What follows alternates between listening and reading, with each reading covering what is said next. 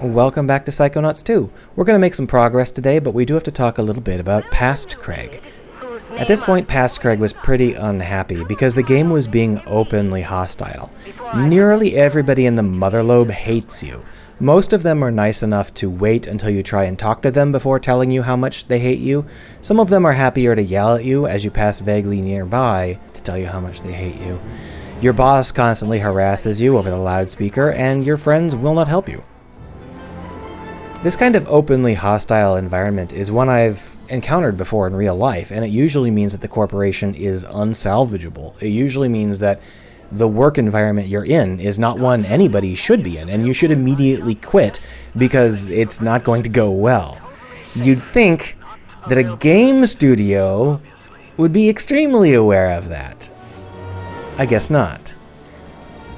Now, obviously, the idea here is that over time you'll earn their respect. You'll become friends with them over time as you prove yourself. And it's like, I'm never going to be friends with these people because they are bad people. They harass strangers and kids. That's a big no. That's a big that's not okay. All interns, please report to my office. Here's Hollis being as nice as she ever gets. We'll go over here for a bit. Oh, you look just like my nephew. The little jerk. Yeah, fuck you, Bobby. So, this is a quiet spot. This is pretty much the only spot in the entire office area where Hollis won't constantly scream at you. I don't know why. I think it's just because you're getting close to the next plot point, so they turned off Hollis's screaming. Here's the problem. I react very negatively to anybody that will harass kids and strangers. Like, oh, it seems like you're a total asshole. It seems like you're a bad human being. And the game is like, but eventually you'll become their friends. You'll earn their respect. And it's like, absolutely not. If there is someone who is just an asshole for the sake of being an asshole, I'm never going to be friends with them. They do not deserve to have my friendship or even my acknowledgement. So when you walk up to these interns, the first thing that's going to strike you is how well designed they are. Each of these interns is an A+ character design beat. These interns are better designed than all of the characters from the original game, with the exception of the lungfish. So you think that you're going to love these characters, but they fail the basic humanity test of not being total assholes to a complete stranger. They are all total assholes to you. And now, obviously, this is a comedy game, so it should be fine if they're total assholes to you. I don't know, maybe. But it meant that I was not willing to be friends with them, and it took a long time before I even cooled to being neutral to them, and I felt the same way with Hollis. This idea that you should make your characters as hostile as possible in the opening of the game so that you can, have that heartwarming feeling where you earn their respect later, I don't know if that actually works for anybody. It certainly doesn't work for me. I don't feel a heartwarming, oh, I have proven myself sort of thing.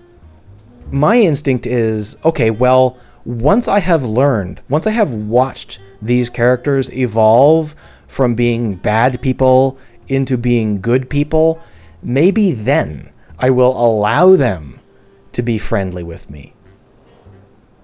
But I'm not going to be happy about you making me friends with bad people. There are lots of ways to make a work environment cold or have people who don't like you very much in this sort of situation without making them fail basic tests of humanity. Anyway, let's go get our basic tests failed here. Pay attention to how good these designs are. These are spectacular designs. Hey, look out! Oh, sorry, I didn't... Whoa! Ow! That's mean! Did he hurt you, baby? I'm not a baby. Yeah, you are. Question is, who's this new kid? My name is Raz, and I'm the new intern. That's ridiculous. I didn't ask for a new intern. Intern program's full. Sorry, kid. He is clumsy. He'd probably get us all killed. And he's mean. Well, kid, we give it a fair shot, and it looks like it just didn't work out. Better luck next year. Guys, quit picking on the new kid. We were all new once, in case you forgot. I think he'll fit in just fine. In fact, I think he'll look cute in our uniform. Let's take him to the closet. Hey, you okay in there, Rusty? What's the holdup? It's Raz. I was just wondering, if there's an intern uniform, how come you guys aren't wearing it? Oh, well, we're level 2. Now just hand out your clothes and we'll get you that uniform. Can't you hand me the uniform first? No, silly. We need to take your clothes and measure them so we can get you a uniform that fits. Unless you want us to come in there and measure you. No. Here you go. Just hurry up, okay? It's cold in here and I'm practically naked. Uh-oh. Guys? Oh, come on! This is embarrassing in so many ways. So obviously the idea here is to show, classic 80s movie style harassment where the new kid is feeling down on their luck and then they're still not getting anything. And it's to make that climb at the end feel so much more triumphant. But you're telling me every single intern is so much of an asshole that they would just allow this to happen and wouldn't even come back later to help? You want every single person in this entire area, in this entire mother lobe, to be an asshole. That's an interesting choice. Anyway, from here on out the game improves dramatically. Shall we do some play? Let's do some play.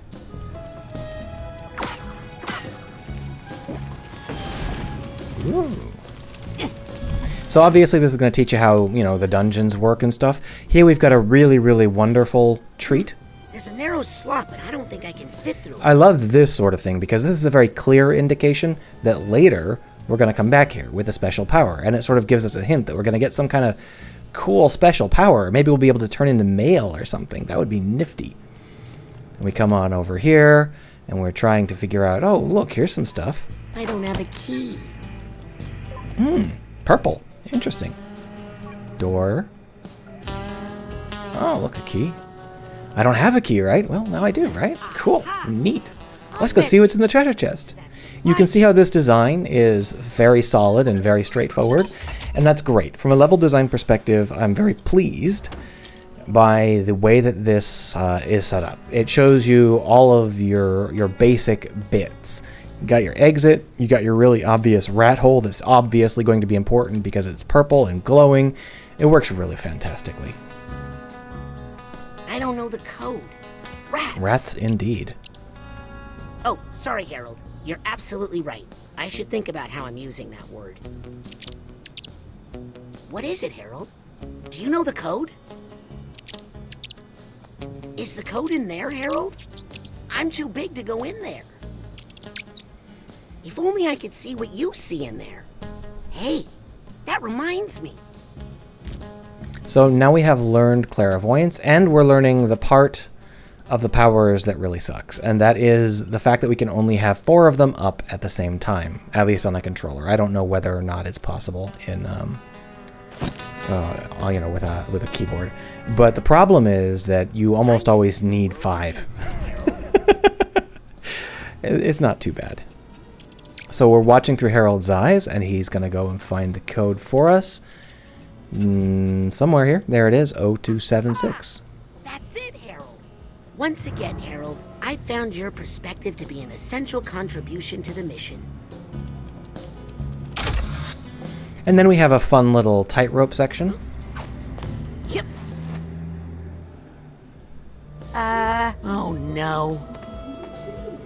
So obviously the fun part for us is the fact that Raz is half naked in his underwear, dangling in front of the only 2 women he actually knows, one of which is theoretically his girlfriend.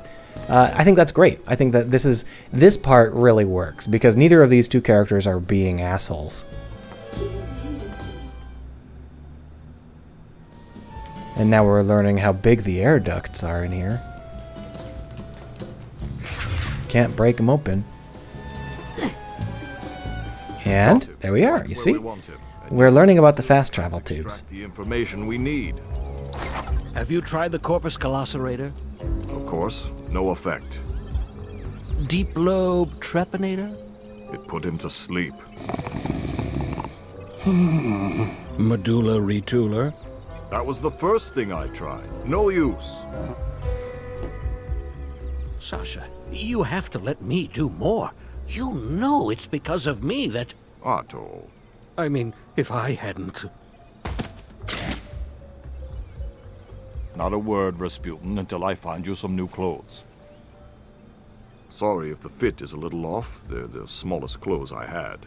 Now, tell us again how you ended up outside in your underwear. Oh, So this is the part that I started to turn my opinion around. You can see how it doesn't take a whole lot. You just have to find a couple of characters that are positive towards you, and then find a way to bounce off of that in a way that builds up your character as an interesting one. you know, I was sort of going undercover.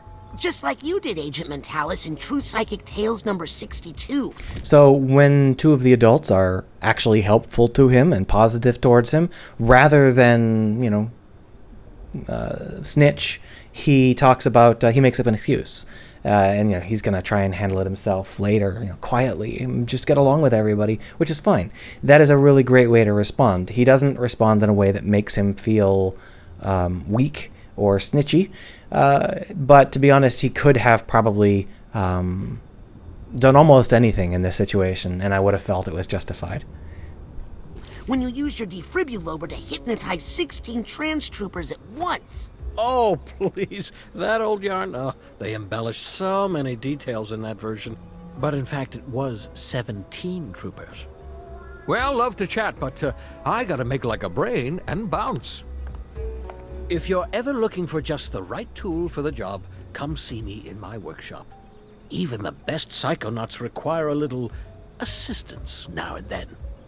Now, if you'll excuse me, Rasputin, I need to get back to the matter at hand. A very Ghostbusters-y reference there. I didn't bend the spoons, Mommy. Ooh, I love going through the car wash.